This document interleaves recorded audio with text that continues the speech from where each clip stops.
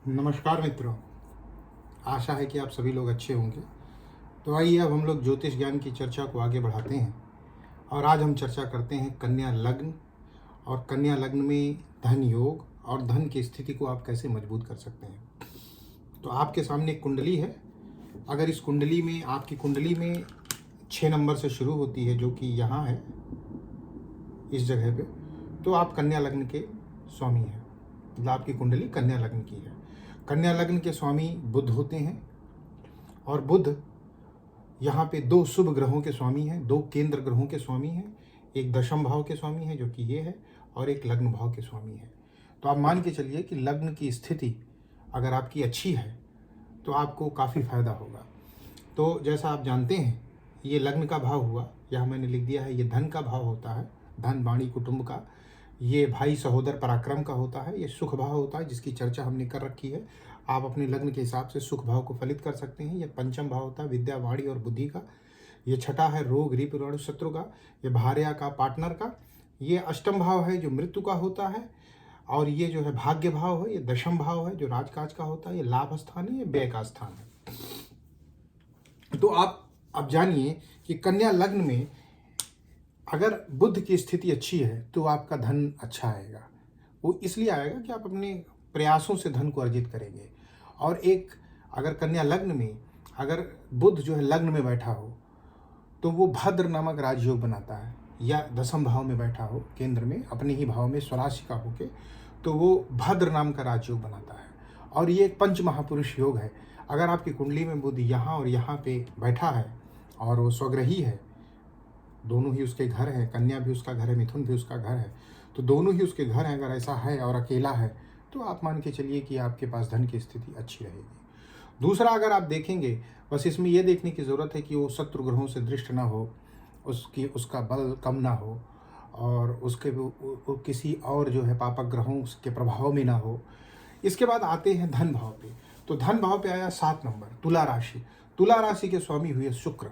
अगर शुक्र की स्थिति आपकी कुंडली में अच्छी है तो आपके पास धन की कमी नहीं रहेगी।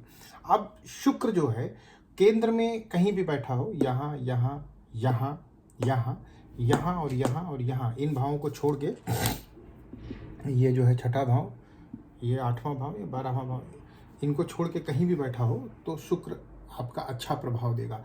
वैसे जो है शुक्र को 12वें भाव में, जो कि ये व्यय का भाव है, भोग का भाव है, और शुक्र ये भोग का भी भाव है, और शुक्र जो है एक जो है भोग विलासिता का ग्रह है, तो 12वें भाव में शुक्र की स्थिति अच्छी मानी जाती है। अगर आपके द्वादश भाव में शुक्र है तो ये मान के चलिए कि आप अपने लग्जरी पे ज़्यादा खर्च करेंगे, अपने भोग विलास पे ज़्यादा खर्च करेंगे। तो ओवरऑल जब आप अपने भोग विलास पे खर्च करेंगे, भले जो है स्थिति कैसी भी हो, तो आप सामान्यतः मान के चलिए कि आपके पास पैसे होंगे तभी तो आप खर्च करने की स्थिति में होंगे। तो शुक्र जो है इस स्थिति को निर्मित करता है, बस आप जो है थोड़े खर्चीले होंगे। इसके अलावा अगर ये जो है शनि, अगर शुक्र जो है द्वितीय भाव का स्वामी यहाँ आ जाए और इस पंचम भाव का स्वामी यहाँ चला जाए, मतलब शुक्र और शनि में स्थान परिवर्तन हो जाए, तो भी आप मान के चलिए आपके पास जीवन की जो है गति में हमेशा धन का प्रवाह बना रहेगा। इसके अलावा अगर धन भाव का स्वामी शुक्र यहाँ आ जाए, दशम भाव में बैठ जाए, तो आप अपने स्वप्रयासों से धन अर्जित करेंगे।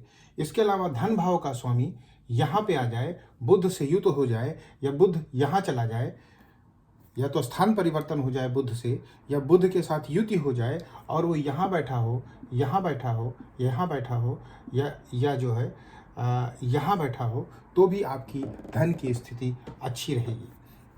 इसके अलावा अगर आप सोचेंगे तो मंगल, शुक्र और मंगल की युति जो है वो भी इस कुंडली के लिए थोड़ी धनकारक होती है।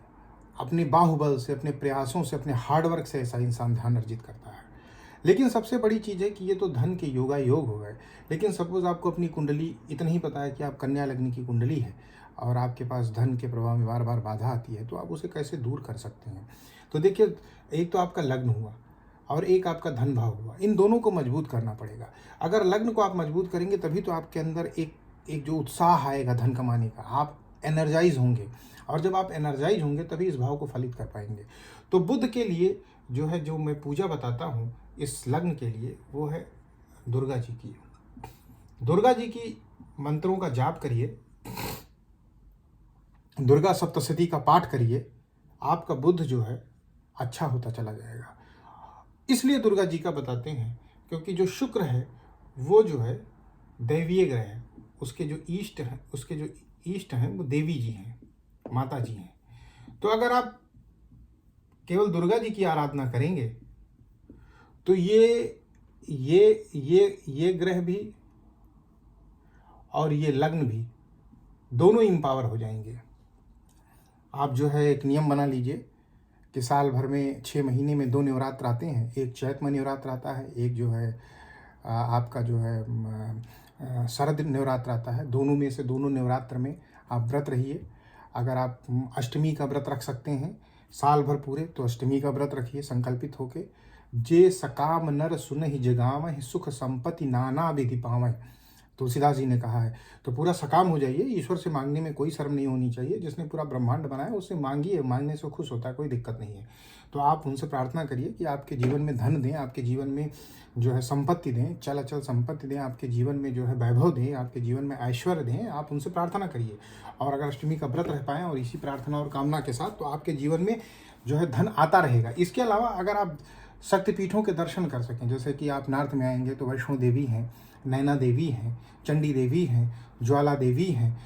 महाराष्ट्र में जाएंगे तो सप्तशृंगी माता हैं। इसके अलावा साउथ में जाएंगे तो मीनाक्षी देवी हैं। ऐसे करके बंगाल साइड में जाएंगे ईस्ट में तो वहाँ कालीबाड़ी हैं, काली घाट महारानी हैं। मतलब शक्तिपीठ हैं, सिद्धपीठ हैं, माता जी के कई तरह के पीठ हैं। और जो है उनमें आप जो है दर्शन कर सकते हैं। शक्तिपीठ ये होते हैं कि जो कथा है हमारे पुराणों की, जहाँ जहाँ सती जी, माता सती के अंग गिरे थे वो शक्तिपीठ हुए। और जहाँ जहाँ माता जी ने खुद ही भक्तों के मतलब जो है पूजा से प्रसन्न होकर स्थान ग्रहण किया वो सिद्धपीठ हुए। ये बहुत है इंडिया में। हाँ, आपको हर डिस्ट्रिक्ट में मिल जाएंगे। आप वहाँ पे एक नियम बना लीजिए, उनको अपना ईष्ट मान लीजिए और वहाँ दर्शन करिए। आपको कुछ नहीं आता है, कोई दिक्कत नहीं, माँ के सामने गिड़गिड़ाने में कोई हर्जा नहीं है। आप जाइए और अपने कल्याण के लिए प्रार्थना करिए। अगर आपका कन्या लग्न है तो सिर्फ देवी आराधना से ही, देवी मंत्रों के जाप से, देवी दर्शन से ही आपका जीवन शुभ हो जाएगा। और इसके अलावा एक काम अपने जीवन में उतारिए। आपके जीवन में जो भी स्त्रियां हैं उनका पूरा सम्मान करिए, चाहे वो आपकी पत्नी हो, चाहे आपकी बहन हो, चाहे आपकी मौसी हो, चाहे आपकी माँ हो, चाहे आपकी कलीग हो, चाहे आपकी जानने वाली हो। स्त्री का सम्मान करेंगे तो शुक्र प्रसन्न होगा, और जब शुक्र प्रसन्न होगा तो ये भाव एम्पावर होगा। स्त्रियों को सम्मान की दृष्टि से देखें, उनको जो है उनकी हेल्प करें, उनको दया के भाव से मत देखिए, उनको एम्पावर करें, उनको बस रिस्पेक्ट दीजिए, उनको बस इक्वलिटी दीजिए। अगर आप ये करेंगे तो ये भाव एम्पावर होगा, और ये भाव एम्पावर होगा तो आपको धन आएगा। अब इन्हीं बातों के साथ मैं सभी के सुखद जीवन की कामना करता हूँ और इस वीडियो को यहीं ख़त्म करता हूँ। आप हमारे चैनल को अगर आपने लाइक नहीं किया है, सब्सक्राइब नहीं किया है तो कर लीजिए। और हम अपने अनुभवजनित मोती इसमें लाते रहेंगे। और जो है अगर आपकी कोई समस्या है तो अपना जो है उसे कमेंट सेक्शन में बताइए। हमने एक वीडियो क्वेश्चन आंसर का डाला है, दूसरा वीडियो भी जैसे ही आपके क्वेश्चन हमारे पास पर्याप्त मात्रा में हो जाएंगे हम फिर से क्वेश्चन लेके और उनका समाधान आपको बताएंगे। तो जय श्री राम।